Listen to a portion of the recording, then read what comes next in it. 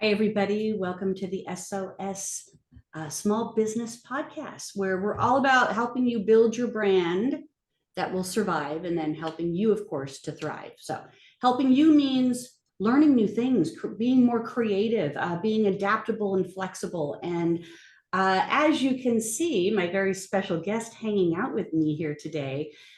She is all about that. And she just shared a story with me before we began that talked about how adaptable and flexible we have to be in this day and age. And I'm sure she'll chat on it a little bit more as well. But as you guys know, I'm your host, Bonnie Bonadeo, and coming to you from my beautiful home in Atlanta, Georgia. And it's a beautiful day out today. We've had so much rain. It's unbelievable. So it's a blue sky out there and I'm excited. I can feel the sun coming in through the window and it feels really good right now. I'm thrilled to be able to kind of be back on track. I've been kind of off track a little bit here for the last few weeks in my podcast. So I'm excited not only to bring it back for this month, but to bring it back with our very special guest, Vivienne Mackinder, which I'll share more of her with you if you don't already know her, of course. Now, we talk about in the SOS Small Business Success podcast, we talk about what I call the 5 anchors of success, and they're sales, operations, mindset, marketing, and education. And today we're tapping into all of them because I promise you we're going to go through the cycle of all of this so that you can see that that's where you're going to be at success. However, I'm really excited because we're going to be talking about mindset, one of my favorite topics. And our title today, of course, is Mindset for Success. So welcome, Miss Vivienne Mackinder. Now, they say you're the hairdresser's hairdresser. And I'm sorry, I have to agree with this 110% that you absolutely are. So I appreciate you being here today. Thank you for joining me. Thank you. It's a pleasure to be with you. Yeah. Now, I've known you for many years. We've worked together in many different capacities. You've been one of my favorite educators in the industry for eons, of course. And one of the things that I adore about you is to be able to see you continue to keep that level of professionalism for our industry that has been a challenge to some degree for us to kind of maintain that, you know. And I'm okay with things evolving and growing and you know, becoming more casual and everything, but I honor you for always having that level of professionalism that is in there, and your ability to be able to kind of evolve with the times. What needs to be taught, what needs to be learned, where's the gap that we need to fill, what are people struggling with, what fears are showing up, and you know, all of those fall into that mindset arena there. And every time I turn around and I see what you're up to, I'm like, she's just right on target. And you know, I know that all that you've accomplished, the many awards, the hairdresser TV, the movies that you've created. I'm not just a hairdresser. Like all of that, of course, has added to this foundation for your success. But I'm really interested in what you're about now, and more importantly, I love the part of what you shared with me that you said it only took 40 years to figure out. So I'm going to ask you, and then we'll go into kind of more what our show's going to be about today. What took you 40 years to figure out?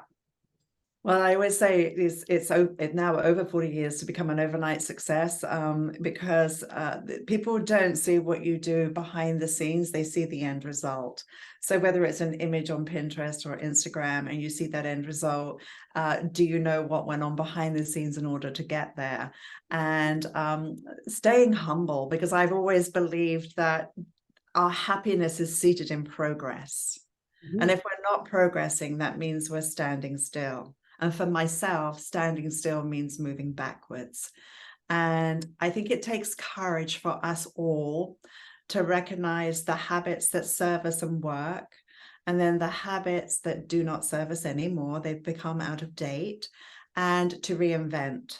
And there was a beautiful quote I read years ago, and I've always held on to it so dearly. To discover new horizons, you have to have courage to lose sight of the shore.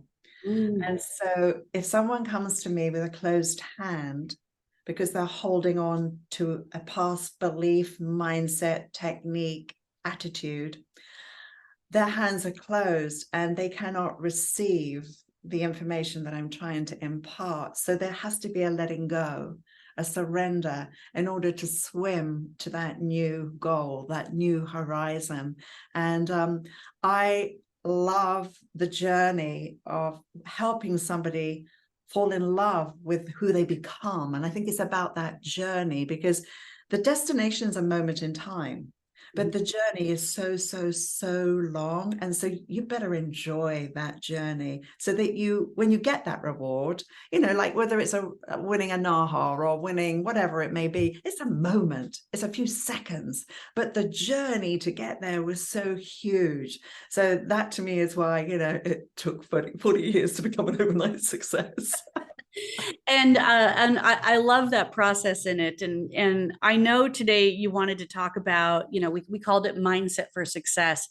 And you shared a story on the front end of, you know, like something came up yesterday and you had to be flexible and adaptable to be able to make it work. And, you know, I had been interviewing someone that just came out of school for an assistant position with our salon.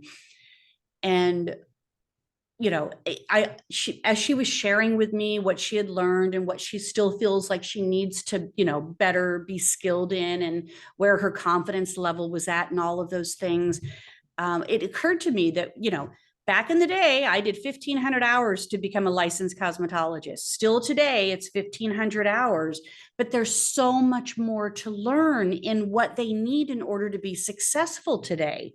So of course we know that, you know, we might be like, throwing out all of this, you know, these hacks at school saying they're just not doing a good job. They're just not doing a good job. But there's much more to learn. And in 1,500 hours, they're just not going to accomplish it all. So, you know, I think salons are really, you know, they're set up to fail, or they're set up to succeed with being able to take that person and help develop them even further. But this is kind of the gap that you have bridged for a lot of professionals and salons, is to be able to help build that foundation between what they know and what they really need to know. Absolutely. And you know, today you've got to speak to the voice and the language that's out there, and not judge it, understand it, because every generation's has had its value. You know, my father was a military man, short back and sides, and when my brother became a hippie, it was appalling that he had this long hair hanging out, dude, and smoking marijuana. And my father's a stiff upper lip British gentleman. So, you know, we critique the generation today, but let's just go back in time. Every generation's had its brilliance and some of its challenges. So I think you've got to meet them where they are. One time I was asked to go into a salon. This is in Vancouver years ago, and the salon was starting to dwindle. It wasn't attracting the kind of staff that they needed. And I said, well, I can come in and create a training program for you that is so solid, you become the best known salon for your education. Mm-hmm. And I said, you focus on taking care of your guests. Let me help you build your team. So I built an educational system, which, bless it, this is years ago. It was a baby thing. And I put together my little tiny manual. It was so cute. And those were the seeds of where I am today. And so I put together the training, and we started to attract more and more applicants. And we got at one point this pile of applicants, because the training word got out there that if you go there, you'll get this most extraordinary training and you can be earning, you know, 6-figure income, blah, blah, blah, blah, blah, the opportunities, etc. So we started with the fundamentals of an incredible training, love and compassion and caring. Let's take you on your success path. And that salon went from being very floundering and a has-been to a vibrant salon, highly successful, attracting the right kind of people. That methodology never will go away. Never. So and you've got to be it. You know, when I say to people, like, what kind of client do you want to attract?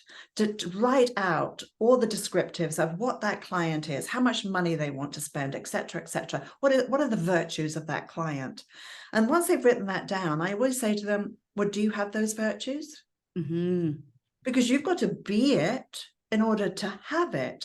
So it's easy to complain about generations, staff, attitudes, mindset, but you've got to be the virtues you want to attract. And you've got to create that platform where people can grow, and you've got to measure growth. So wherever they are, you've got to be able to say, okay, now in 1 month's time, this is what I expect. And so when somebody comes in and says, oh yeah, I know how to do that, I can do a bob, show me.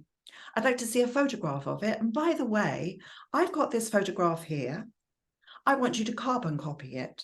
Mm-hmm. If you can carbon copy it, then guess what? You will teach that class. Oh, really? And then when they go and supposedly they can do that haircut.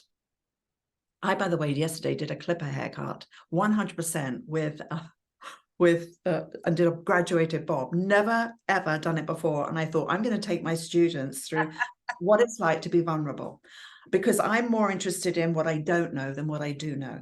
Mm-hmm. So I said, guys, I was never trained on the clippers. Sassoons, Trevor Sorbie, they weren't clipper fans. So I'm going to now, I had to ask my students, which kind of clipper do I get? Because I got the wrong kind, right?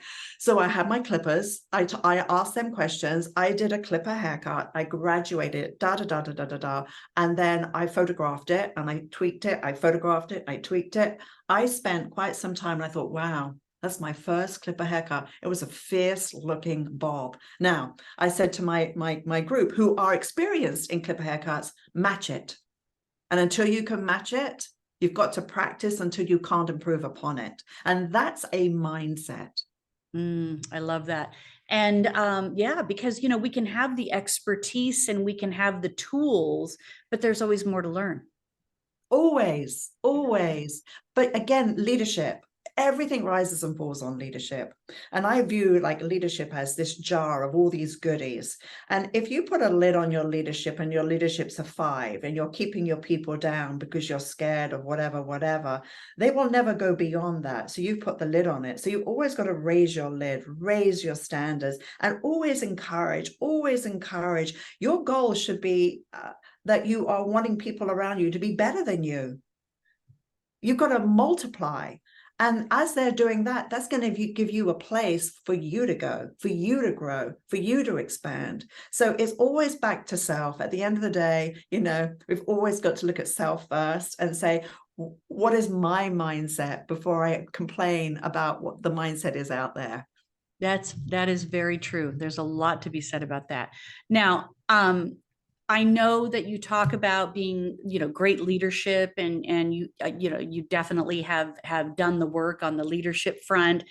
But what about this visionary piece? Like, you know, sometimes we can be good leaders, but then we don't have a vision. And I feel like you just kind of like capped it.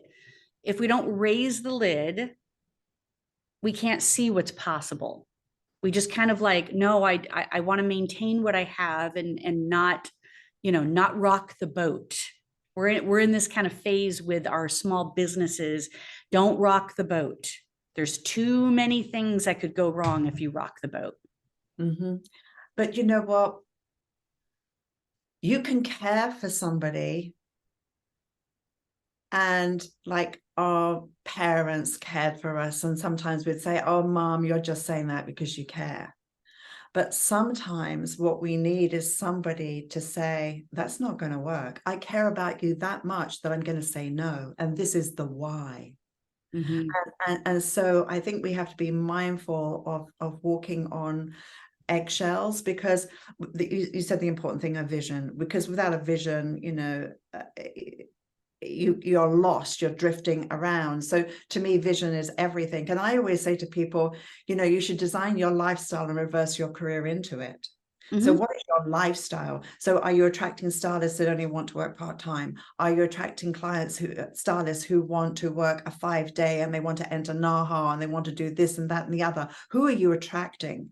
And what is that blueprint that you can have 3 people who are part-time, you can have 5 people who are full-time, and there's different strategies for these people because they have different life goals, and you're reversing their lifestyle into the career pattern. So I think when you design something and you step back from the business and you look at what is my brand, what is that, and who do I want as my team, that's where it begins. And even for people who are independent today, that's a huge mantle of responsibility to carry everything all on your shoulders. You are a salon owner, you are everything. How do you raise your lid? Who are your support team? Because you need that. What can you outsource where you can actually feel like you're not so burdened down? So it is about vision. So is it about getting your team together and brainstorming? Is it about putting post-it notes on a huge big space and saying, right, if we're reversing our lifestyle into our career, what is that? And how can you have a brainstorming session to really look at what that is? And how do you reinvent? Because what is the market call? You know, I always say, you know, when you're looking at the market, you've got to be able to think about, okay, there's only 3 ways to make money, right? Increase your clients, increase your services, and increase your prices. So if everyone's saying, well, we want to make more money, okay, so that's going to be part of the vision. Now, in order to do that, what is the strategy to get there? And so I think you've got to really break it down and listen to the voices. Don't be intimidated by them. And whenever someone is stuck, I always say, well, what are your goals? And it's fascinating how some people who complain the most have no goals. Have no goals. And that's part of their problem. That's part of the lack of the vision, right? So when you're looking at, well, let's just pick one goal. Do they even believe in the goals? Maybe they set unrealistic goals, so they failed. And there's a great expression: we overestimate what we can do in a year and we underestimate what we can do in a lifetime. So if we set a goal that is unrealistic, we don't believe in goals anymore. So we don't do them. We don't want to get our hopes high, so we don't do it anymore. So we plod through life. And that's where leadership comes in, to inspire people to go, you can do that. And our industry, unfortunately, has a lot of limiting beliefs. A lot. A lot. Yes. Yeah. And every time you have a conversation with somebody, and when you ask that, just that very pointed question of how did you get started in the industry? It's never like, oh, well, you know, it's always this backstory that is this massive limiting belief that kind of led them to, and so I decided to do this. Yeah. Yeah. And, you know, when I was at Sassoon's, I was a very shy, awkward, not cool, not hip, not trendy, not gothic stylist. So I was very, very shy, and I screwed up a lot of haircuts, and I was so scared to ask for help because then they would see how bad I was and I thought they would fire me. And so I got myself into some really bad situations in destroying hair. And I made a promise to myself, I never want to stand behind my chair and not know the answer to something. I'm going to be a lifelong learner, which I still am. I'm hungry to learn. I'm curious. It's fascinating. It keeps you humble. And I think that desire to learn and grow and be open and be curious and learn from a youngster and value their opinion, that's what makes you a richer person. And when you can embrace that, that's so empowering. But it wasn't always that way. And so if I don't believe, you know, my life is a summation of my beliefs. Right? So if I don't believe I'm worthy, if I don't believe I'm good enough, then my life is going to be that platform. But if I'm saying I'm okay and I'm going to get better and better and better, doors of opportunities open to you and you attract that. And I think we have to be so aware of what have we attracted around us. You know, it's so hard to climb the mountain and it's so easy to fall down. So we've always got to have a support team, someone who's going to push you, someone who's going to hug you and say, oh, don't worry, darling, it'll get better. And then someone, when you look over your shoulder, who you're mentoring. So if you have 3, your supporter, someone you're mentoring, and someone who's going to give you a big hug when it goes horribly wrong, because we've all got to have a moment's pity party, right? If you've got all those 3, then you can actually propel yourself through some of those sticky times. Yeah. Oh, that's so true. That's why I always say, as a coach, I have a coach. As a coach, I have a coach, you know, because I need somebody to do that too. I am, you know, I have to be the lifelong learner. And even in any field, any industry right now, technology and the learning curve, it's not just one thing that you have to learn. You have to learn 5. You have to learn 27 things to be able to make something happen today. It's not that easy to go from A to Z anymore. And so I know that we challenge ourselves, but we also can kind of fall into that space of, I want to give up. I don't think I can do this. I don't want to ask for help. You know? And my retort would be to that, if you had the tools and the support to get you there, would you still feel the same? Mm-hmm. Yeah, no, absolutely. So you have to, that's making that investment in yourself. And sometimes that's a really hard yes to say to yourself, but it can be one of the most powerful yeses. Oh, absolutely. Because if you don't invest in yourself, then that is it. And you've got to be in the driver's seat of your career. And this, I think this is an incredible industry. You know, with AI exploding the way it is right now and the speed that things are happening, you know, part of my training that's been so fascinating, I say to people, put your tools down. We're going to, first of all, do an extraordinary consultation. That client's going to be so cared for. No tools, don't touch your tools yet. Vogue around the face and start to see the shape, the balance, the proportion. Show the client the visual of how that hair is going to sit around her face and how you're going to create the beautiful balance and proportion and meet her where she lives. And then I say to them, right, now, once you've got all that sorted out and you've got a clear picture, my voguing and my mapping around the face gives me my pattern. And it shows me my way. So I've slowed that down. Then I say to them, right, we're going to do focal points. What's the length here? What's the length here? What's the length there? And we go and do a focal point, focal point, focal point. So we've mapped now. So now we're intentionally putting the length where we want it to be. We know our why. We've done a full consultation. We're still going slow.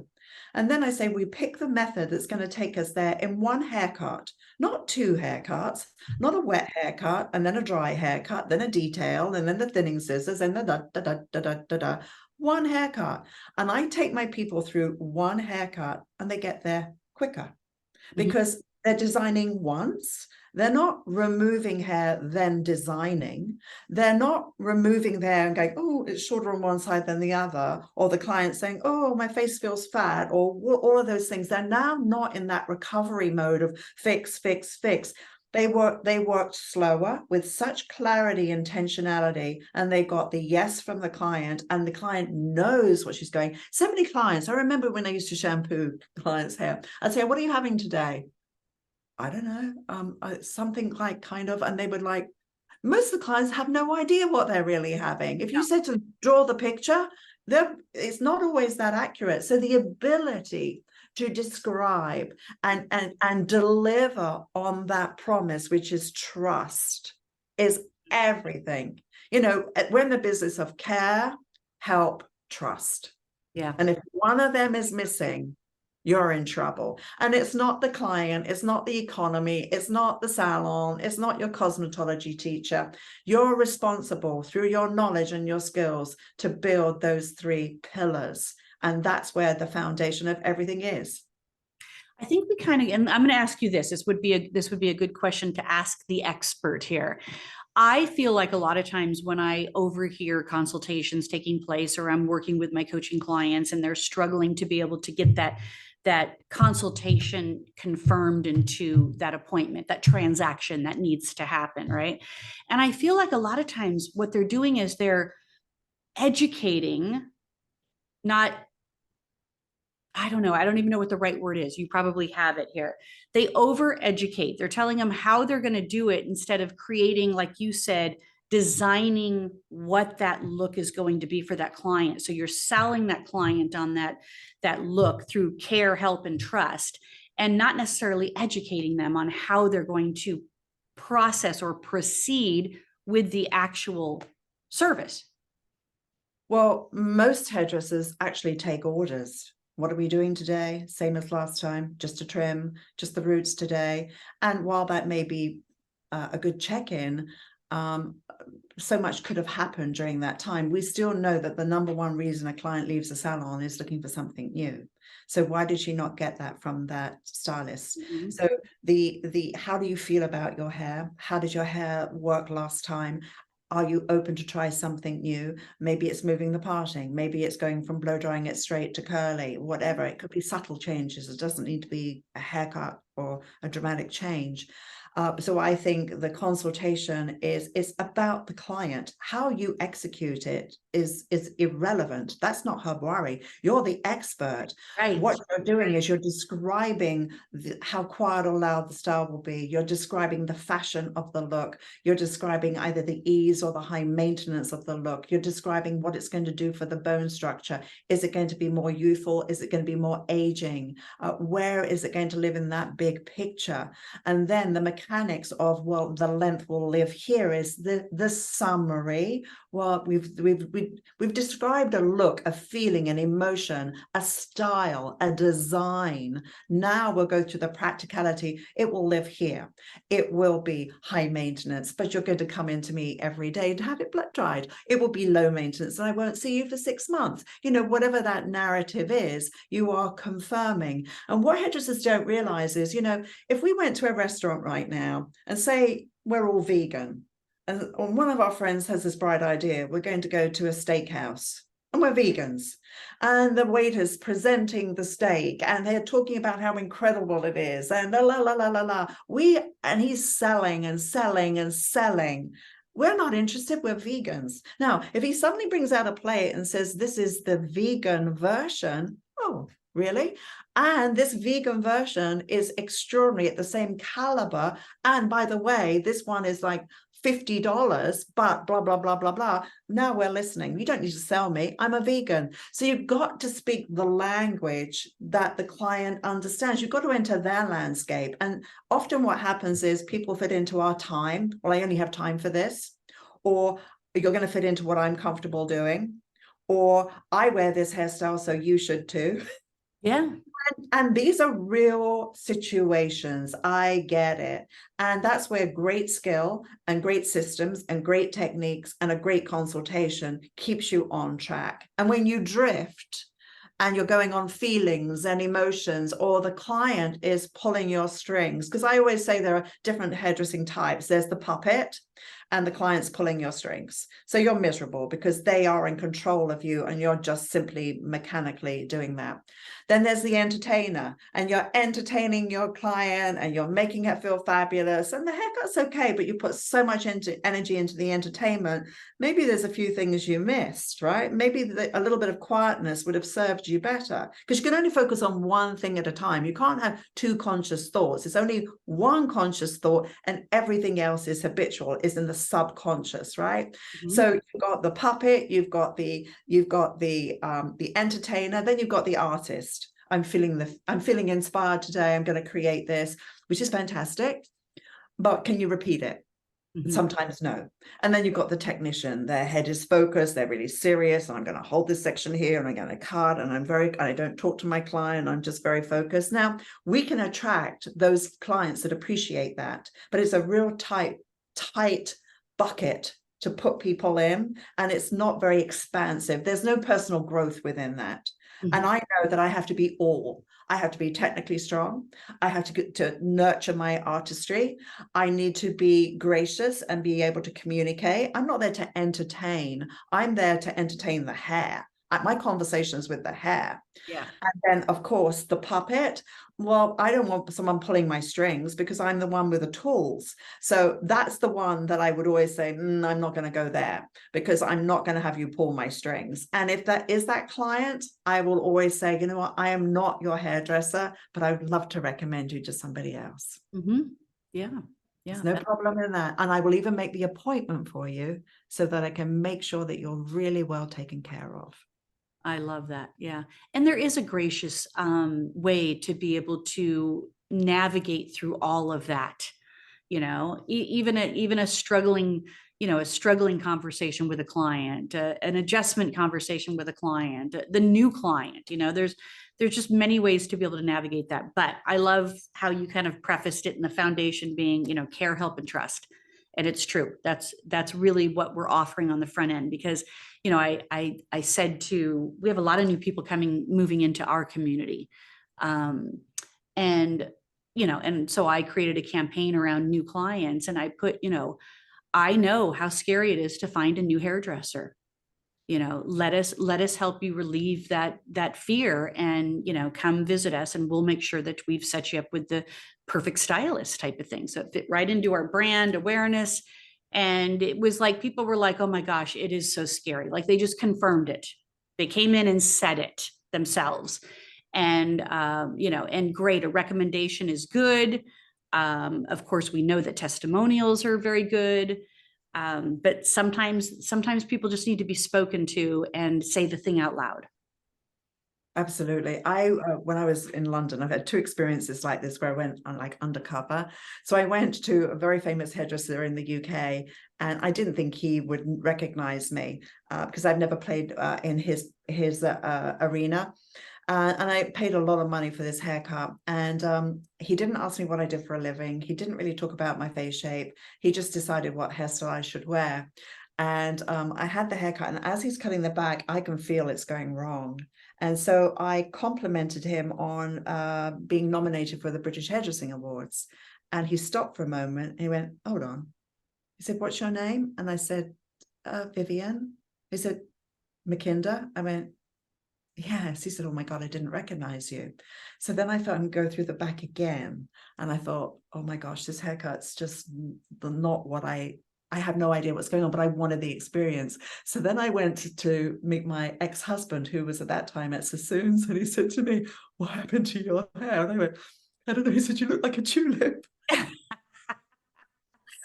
So upset, and I thought I spent so much money on that haircut. So then years later, I wanted to put the test to 97% of hairdressers think they give a consultation, but only 6% actually think they get the consultation, the clients, right? And so I thought, well, I'll go undercover again. And I went to a very famous salon, and I just went for a blow dry. And that night I was going to a red carpet event, and my hair's naturally curly. It responds to humidity in a crazy way. So I'm there, and I know I'm paying £150 for my blow dry. And so lovely gentleman, gorgeous man, he takes me straight to the backwash. And I said, excuse me, could I please have a consultation first? And I thought, I don't want to be saying this. I'm like prompting him now. And he went, really? I said, well, yeah, I just would like your opinion on if I was to get my hair cut. I'm only here for a blow dry. I would just like to know what you would do.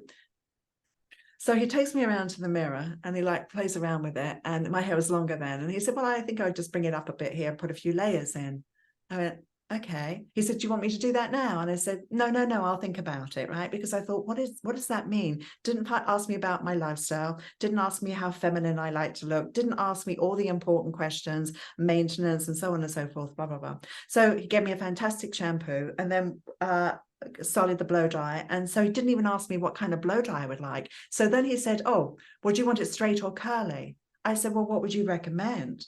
And he said, oh, let's do it straight. So he dragged on my hair and did the most amazing blow dry. And he didn't talk about products, and didn't ask why someone with short hair would be spending £150 on a blow dry, which was kind of my undercover thing. So I started to now probe and ask him about fashion and trend, what else he did. And I was just trying to figure out, am I just this one person that's not getting a consultation? And it was a very nice blow dry. I walked down the road, and by the time I got back to my flat, the whole thing was starting to move up and change again. And I just kind of blew £150 plus the tip. And I thought, I was just wanting somebody to meet me where I live, to just care about me enough and just to slow down. I'm not a scroll on social. I'm not a 10-second Pinterest, whatever. I just want you to connect with me and see. And, Vidal always said this, and it's always stuck in my heart. He said, Viv, always look at someone with a tender eye, not a judging eye. Mm-hmm. And he said, when you look at them long enough to recognize the color of their eyes. So if today you just did that one thing of looking everyone through the eyes of compassion and tenderness versus judging, and if you could just look at them long enough to just look at the color of their eyes, it's the first step to connecting. And we're so honored and blessed to work in the soul realm. The soul realm is your mind, your will, your emotions. We work in this sacred area.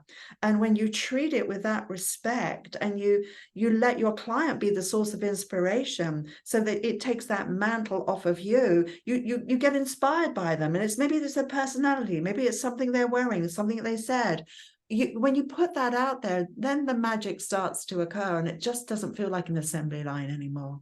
No, that's beautiful. Oh, that's beautiful. And listen, you didn't waste your money. Those were good investments because they're teaching tools for you now. Vivienne Mackinder, the magnificent educator and teacher for our industry. So it just again reinforces that you're the hairdresser's hairdresser, that, what do we aspire to be? How can we be better? How can we take our lid off? How do we grow when we've been doing this for 10, 15, 20 years? What's next for us? So I am curious, what is it that you've got going on right now? I know you talk a lot about, you have these classes and you're doing these classes mainly online, right? So Yeah, a lot of this stuff is happening online. Share with us like how this is working for you, and what's available for people to be able to have this experience, to have this one-on-one with you, even if it is across a screen. yeah, well, I actually have a hybrid version, which is amazing. It's probably the most successful thing I've ever done. And it's a combination of courses where you watch the video, you show up for a live feed, so we're live and I get to see you, and I show you the technique that you've already watched in video, so we recreate it, and then after that you photograph your work. So it's almost like viewing that session as a time to prep for photography. So then you photograph the work, you pop it into our forum, and then we give you video and feedback on what you've created. So it's watching the video, being coached, being in a live event from the comfort of your home, and then it's the feedback on your work, because so many times you do things and it would be lovely to have somebody help you with somewhere where you're stuck, or how do you move it to that next place. So we do that. We also take a very active interest in Instagram pages so that we can see if you're on point with your brand and how to direct you to find your signature looks. So those are the online courses that we do across the platform in hair cutting and styling, editorial work, etc.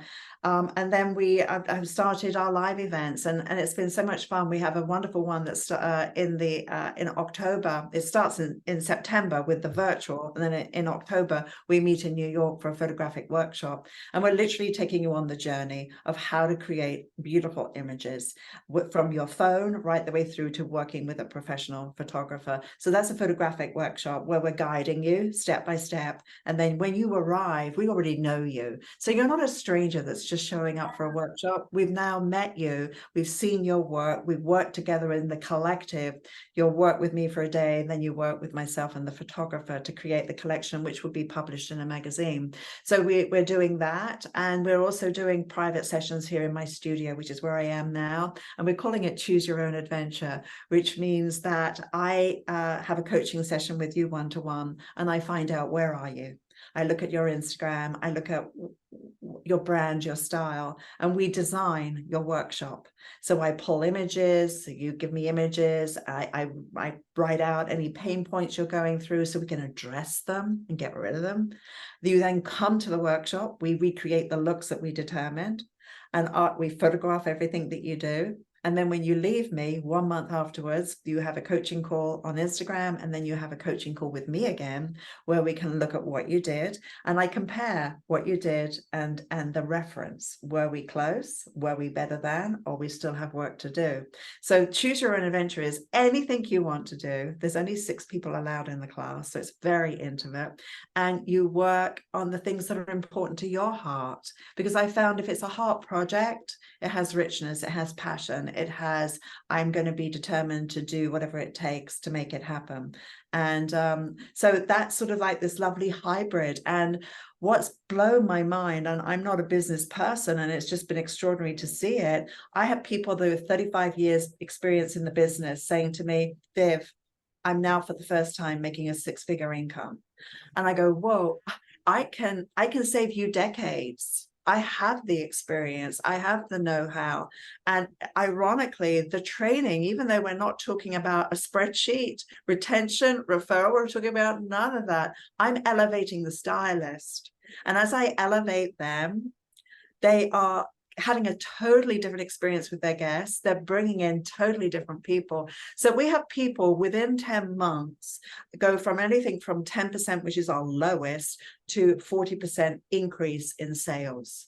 That's extraordinary. And I can totally see that happening because, you're taking it from just a transaction to an experience for both parties, the client and the hairdresser. And then that's allowing them to be able to love what they're doing again, see the results from that client. And I'm sure that referrals and pre-bookings and product sales and all of those things are naturally happening based on that, because there's that connection that you're creating, that care, help, and trust. Yeah, it works every time. Yeah, that's beautiful. All right. So how do people jump into this upcoming class that you have?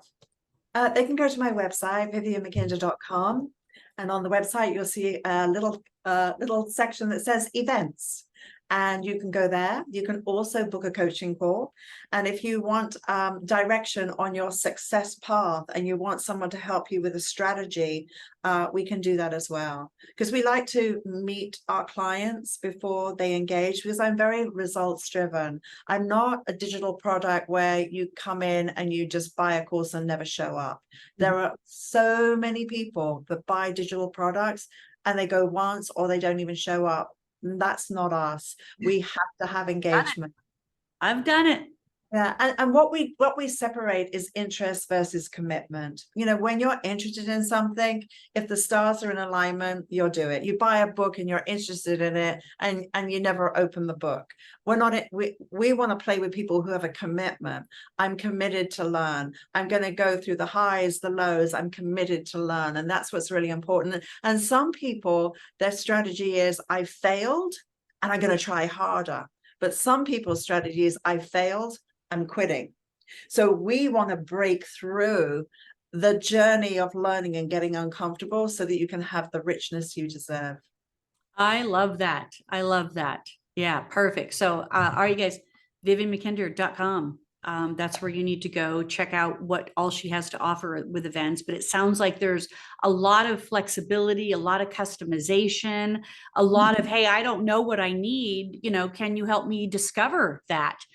And certainly now, is there any limitations to somebody? Do they need to be in the industry for any length of time in order to, work with you? No, I actually, I have a designer program where we take people through editorial styling into cutting fundamentals right the way through to mastery. And I've had somebody there with 30 years experience standing right by the side of someone who hasn't even been to cosmetology school. And the irony was she kept up with everybody because she only did what I said. Yeah. Oh, that makes so much sense. You know, like we have an apprentice working with us right now, and she has no filters. There's no filters. So the way that she's learning things is, very much in a position for her to be able to adapt and be able to duplicate it, and have some of the same success that she's from the people that she's learning from. So yep. I love that. Thank you so much for joining us today. You guys, I hope that you enjoyed this podcast as well. I'm really excited to have Vivienne back. And Vivienne, I definitely want to have a secondary conversation with you and take this even a little bit deeper. I'd love for you to share some of these before and after results that people are getting as well. If they don't mind getting that kind of exposure as well. Sure. Because I really see that's that foundational piece, that we're learning a technique, we're doing a transaction next. And I think there's so much more to it. And you brought passion back to it. So I appreciate that. Thank you for joining us. Thank you so much. Thank you so much.